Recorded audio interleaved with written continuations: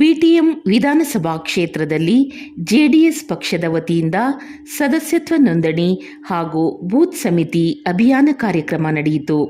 ಕ್ಷೇತ್ರದ ಅಧ್ಯಕ್ಷರಾದ ರಮೇಶ್ ಗೌಡ ನೇತೃತ್ವದಲ್ಲಿ ನಡೆದ ನೋಂದಣಿ ಅಭಿಯಾನ ಕಾರ್ಯಕ್ರಮದಲ್ಲಿ ಬೆಂಗಳೂರು ಅಧ್ಯಕ್ಷರಾದ ರಮೇಶ್ ಗೌಡ, ಮಾಜಿ ಶಾಸಕರಾದ ನಿಸರ್ಗ ನಾರಾಯಣಸ್ವಾಮಿ, ವಿಧಾನ ಪರಿಷತ್ ಸದಸ್ಯರಾದ ತಿಪ್ಪೇಸ್ವಾಮಿ, ಜೆಡಿಎಸ್ ಮುಖಂಡರುಗಳಾದ ತುಳಸಿರಾಮ್, ಜಗದೀಶ್, ಗೋಪಾಲ್, ಬೆಂಗಳೂರು ಮಹಿಳಾ ಅಧ್ಯಕ್ಷರಾದ ಶೈಲಾರಾವ್, ಬೊಮ್ಮನಹಳ್ಳಿ ಮಹಿಳಾ ಅಧ್ಯಕ್ಷರಾದ ಶೋಭಾ ಸೇರಿದಂತೆ ಮತ್ತಿತರ ಮುಖಂಡರುಗಳು ಭಾಗವಹಿಸಿದ್ದರು.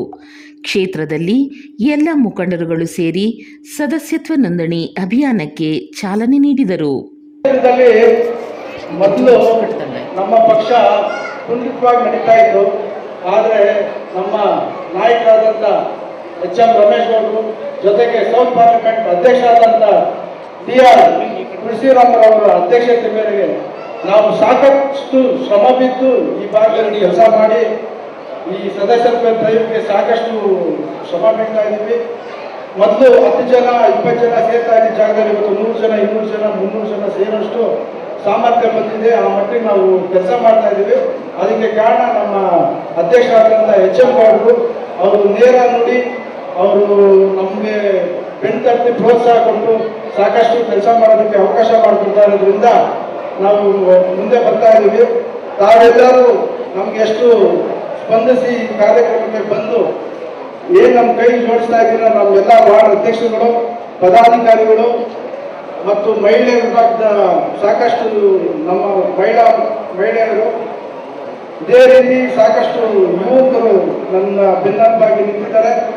ನಾನು ತಮ್ಮೆಲ್ಲರೂ ಚಿರಣದಲ್ಲಿ ಇನ್ನೂ ನನಗೆ ಹೆಚ್ಚಿನ ಶಕ್ತಿ ಕೊಡಿ, ಮುಂದೆ ಈ ಭಾಗದಲ್ಲಿ ನಾವು ಅಧಿಕಾರಕ್ಕೆ ಬರಬೇಕು ಅನ್ನೋ ಸಲುವಾಗಿ ನೀವೆಲ್ಲ ನಮಗೆ ಕೈ ಸೇರಿಸಬೇಕು ಅನ್ನೋದು ನನ್ನ ಮನವಿ.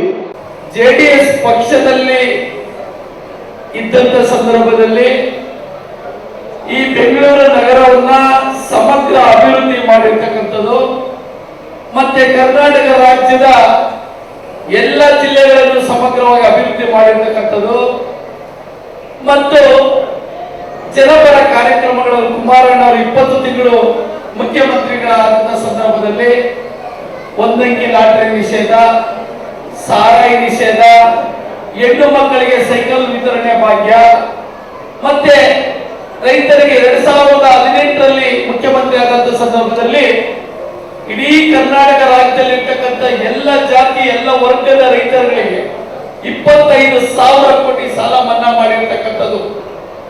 ಆದ್ರೆ ಇವತ್ತು ಬೆಂಗಳೂರು ನಗರವನ್ನ ಜೆಡಿಎಸ್ ಮಯವಾಗಿ ಮಾಡಬೇಕು, ಪ್ರತಿಯೊಬ್ಬ ಕುಟುಂಬದಲ್ಲೂ ಕೂಡ ಜೆಡಿಎಸ್ ಸದಸ್ಯತ್ವ ನೋಂದಣಿಯನ್ನ ಮಾಡಬೇಕು ಅಂತ ಹೇಳಿ ಇವತ್ತು ಪ್ರತಿ ವಿಧಾನಸಭಾ ಕ್ಷೇತ್ರಕ್ಕೆ ಹೋಗಿ ನಮ್ಮ ಪಕ್ಷದ ಅಧ್ಯಕ್ಷರು, ಏನು ಕ್ಷೇತ್ರದ ಅಧ್ಯಕ್ಷರು ಮತ್ತೆ ನಮ್ಮ ನಗರ ಜಿಲ್ಲೆಯ ಅಧ್ಯಕ್ಷ ರಮೇಶ್ ಗೌಡರು ಮತ್ತೆ ನಮ್ಮ ತಿಪ್ಪೇಸ್ವಾಮಿಯವರ ಜಗದೀಶ್ ಅವರ ನೇತೃತ್ವದಲ್ಲಿ ಪಕ್ಷದ ಸದಸ್ಯತ್ವ ನೋಂದಣಿಯನ್ನ ಮಾಡೋದ್ರ ಜೊತೆ ಈ ಬಿಟಿಎಂ ವಿಧಾನಸಭಾ ಕ್ಷೇತ್ರದಲ್ಲಿ ಸುಮಾರು 300-350 ಬೂತ್ಗಳನ್ನ ಇರ್ತಕ್ಕಂಥದ್ರಲ್ಲಿ ಮತ್ತು ಬೆಂಗಳೂರು ನಗರಾದ್ಯಂತ ಎಲ್ಲ ಕಡೆ ಕೂಡ ಈ ಒಂದು ಜೆಡಿಎಸ್ ಪಕ್ಷದ ಅಭಿಯಾನ, ಸದಸ್ಯತ್ವ ಅಭಿಯಾನ ಕಾರ್ಯಕ್ರಮ ಕ್ಷೇತ್ರವಾರು ಚಾಲನೆ ಕೊಡುವಂತ ಕೆಲಸವನ್ನ ನಾವೆಲ್ಲ ಕೂಡ ಸೇರಿ ಮಾಡ್ಕೊಂಡು ಬರ್ತಾ ಇದ್ದೀವಿ. ಇದರ ಉದ್ದೇಶ ಇಷ್ಟೇ, ನಮ್ಗೆಲ್ಲ ಗೊತ್ತಿದೆ, ಚುನಾವಣೆ ಬರೋ ಸಂದರ್ಭದಲ್ಲಿ ನಾವು ಏನು ಕೂಡ ಮಾಡಿದ್ರೆ ಅದು ಫಲ ಕೊಡಲ್ಲ.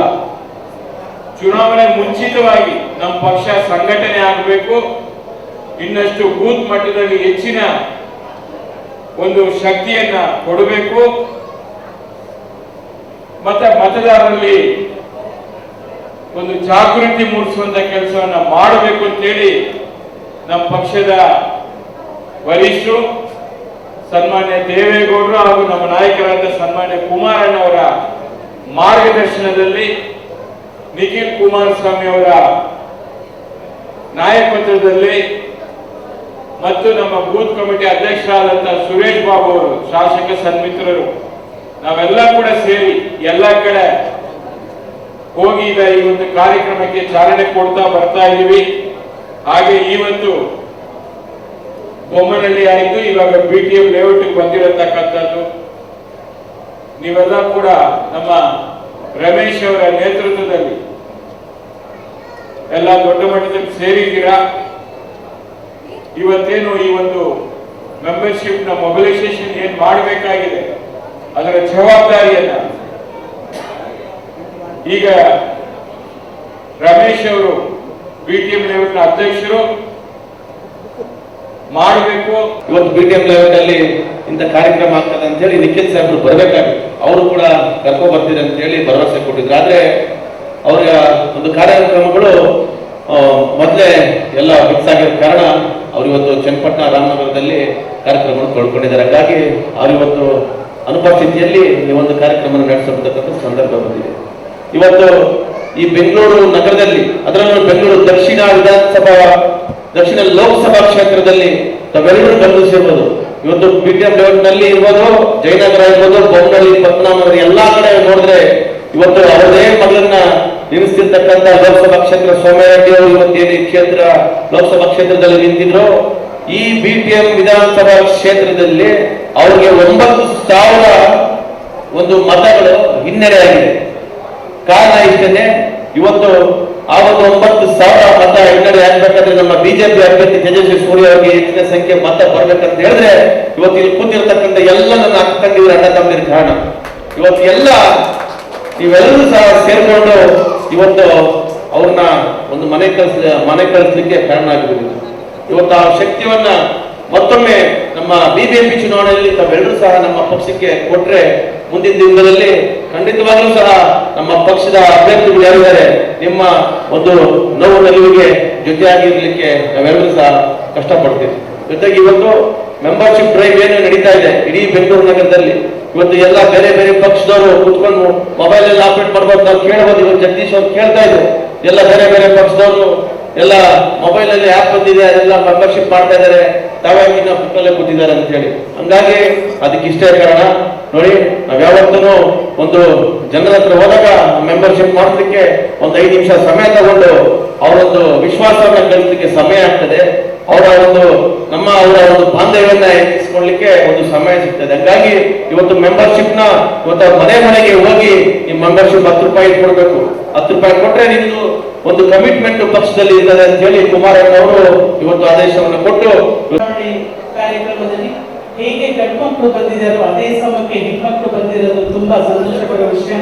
ಈ ಭಾಗದಲ್ಲಿ ನಮ್ಮ ರಮೇಶ್ ಅವರು ಹಾಗೂ ಶೋಭಾ ಅವ್ರಿಗೆ ಉರಿ ತುಂಬಿಸಿರುವಂತ ರಮೇಶ್ ಅವ್ರಿಗೆ ಈ ವೇದಿಕೆ ಮುಖಾಂತರ ನಮಗೆ ತುಂಬಾ ಉತ್ಸುಕ ವಂದನೆಗಳು.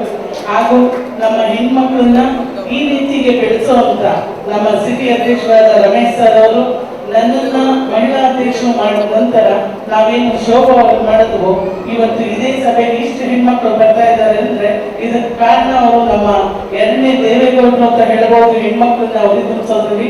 ಹಾಗಾಗಿ ಖಂಡಿತವಾಗ್ಲೂ ನೀವು ಇನ್ಮುಂದೆ ಈ ಸದಸ್ಯತ್ವ ನೋಂದಣಿಯಲ್ಲಿ ಗಂಡ್ಮಕ್ಳ ಸಮಕ್ಕೆ ದಯವಿಟ್ಟು ಹೆಣ್ಮಕ್ಳೆಲ್ಲರೂ, ಅಂದ್ರೆ ನೀವು ಹೆಣ್ಮಕ್ಳು ಯೂತ್ಸು ಇದ್ದೀರಾ, ಮಧ್ಯಮ ವರ್ಗದವರು ಇದ್ದೀರಾ, ಹಾಗೂ ನಮ್ಮ ಮಧ್ಯವಯಸ್ಕರು ಇದ್ದೀರಾ, ಹಾಗೂ ವಯಸ್ಸಾದವರು ಇದ್ದೀರಾ. ತಮ್ಮ ಸಹಾಯ ನಮ್ಮ ಈ 2 ಅಧ್ಯಕ್ಷಗಳಿರಲಿ, ಹಾಗೂ ನಮ್ಮ ಶೋಭಾ ಅವರು ಕೂಡ ತುಂಬಾ ಚೆನ್ನಾಗಿ ಕೆಲಸ ಮಾಡಿದ್ದಾರೆ. ಹಾಗಾಗಿ ಅವ್ರನ್ನ ನೀವು ಈ ರೀತಿ ಉತ್ಸಾಹದಿಂದ ಅವ್ರನ್ನ ಸಹಕರಿಸಿರೋದಕ್ಕೆ ತಮ್ಮೆಲ್ಲರಿಗೂ ಇನ್ನೊಮ್ಮೆ ವಂದನೆಗಳನ್ನ ತಿಳಿಸ್ತಾ ತಮ್ಮನ್ನೆಲ್ಲ ನಮಸ್ಕರಿಸುತ್ತಾ ದಯವಿಟ್ಟು ಇವರಿಬ್ಬರಿಗೂ ನೀವು ಯಾವಾಗಲೂ ಸಾಥ್ ಕೊಡ್ಬೇಕಂತ ಕೇಳ್ಕೊತಾರೆ.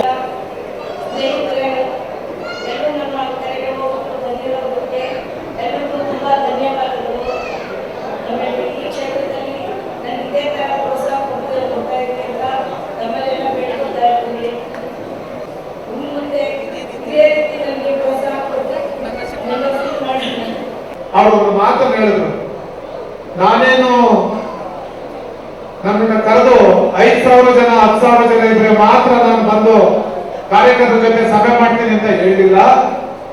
ಯಾರು ಪಕ್ಷದಲ್ಲಿ ನಿಷ್ಠೆಯನ್ನು ಹೊಂದಿದ್ದಾರೆ, ನಿಷ್ಠಾವಂತ ಕಾರ್ಯಕರ್ತರಿದ್ದಾರೆ, 100 ಜನ ಕಾರ್ಯಕರ್ತರಿದ್ರು ಸಹ ನಾನು ಬಂದು ಕೂರ್ತೇನೆ, ಅಲ್ಲಿಂದ ಪಕ್ಷ ಸಂಘಟನೆ ಮಾಡೋಣ ಅಂತ ಹೇಳಿ ಅವರು ಹೇಳ್ತಾ ಇದ್ರು. ಅಂತ ಪೂಜ್ಯ ದೇವೇಗೌಡರು ಸಾಹೇಬರು ಈ ದೇಶದ ಮಾಜಿ ಪ್ರಧಾನಮಂತ್ರಿಗಳಾಗಿರ್ತಕ್ಕಂಥವ್ರು, ಈ ರಾಜ್ಯದ ಮುಖ್ಯಮಂತ್ರಿಗಳಾಗಿ ಕಾರ್ಯವನ್ನು ಮಾಡಿರ್ತಕ್ಕಂಥವ್ರು. ಅದೇ ರೀತಿ ಕುಮಾರಣ್ಣವರು ನಮ್ಮ ಪಕ್ಷದ ರಾಜ್ಯಾಧ್ಯಕ್ಷರು, 2 ಬಾರಿ ಮುಖ್ಯಮಂತ್ರಿಗಳಾಗಿ ಕೆಲಸ ಮಾಡಿರ್ತಕ್ಕಂಥದ್ದು ನಮಗೆಲ್ಲ ಗೊತ್ತಿದೆ. ಇವತ್ತು ಇಲ್ಲಿ ಹೆಚ್ಚಿನ ಸಂಖ್ಯೆಯಲ್ಲಿ ನಮ್ಮ ಹೆಣ್ಮಕ್ಳು ಬಂದು ಕುಳಿತಿದ್ದೀವಿ. ಹಿಂದೆ ಅವರು ರಾಜ್ಯದ ಮುಖ್ಯಮಂತ್ರಿಗಳಾಗಿ ಕಾರ್ಯವನ್ನು ನಿರ್ವಹಣೆ ಮಾಡಬೇಕಾದಂತ ಸಂದರ್ಭದಲ್ಲಿ ಅವರು ಮಾಡಿರ್ತಕ್ಕಂಥ ಅತ್ಯದ್ಭುತವಾದಂತಹ ಚರಿತ್ರೆಯಲ್ಲಿ ಉಳಿದಂತಹ ಒಂದು 3 ಕೆಲಸಗಳನ್ನ ನಾವೆಲ್ಲ ನೆನಬೇಕಾಗ್ತದೆ. ಮೊದಲನೇ ಬಾರಿ ಮುಖ್ಯಮಂತ್ರಿ ಆದಂತಹ ಸಂದರ್ಭದಲ್ಲಿ ಲಾಟರಿ ನಿಷೇಧ ಮಾಡಿದ್ರು, ಅದೇ ರೀತಿ ಸಾರಾಯಿ ನಿಷೇಧ ಮಾಡಿದ್ರು, ಹೆಣ್ಣು ಮಕ್ಕಳಿಗೆ ಸೈಕಲ್ ಕೊಡುವಂತ ಕಾರ್ಯವನ್ನು ಮಾಡಿದ್ರು.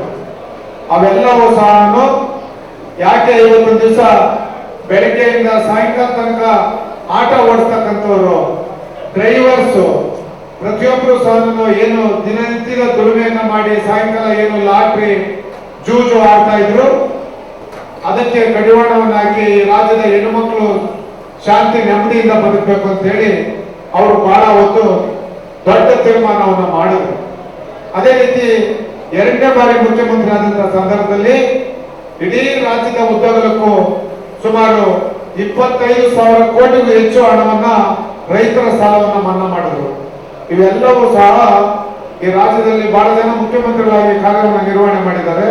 ಆದ್ರೆ ಕುಮಾರಣ್ಣವರು ಮಾಡಿರ್ತಕ್ಕಂಥ ಕೆಲಸ ಯಾವತ್ತೂ ಸಹ ಯಾರು ಮರೀಲಿಕ್ಕೆ ಸಾಧ್ಯವಿಲ್ಲ.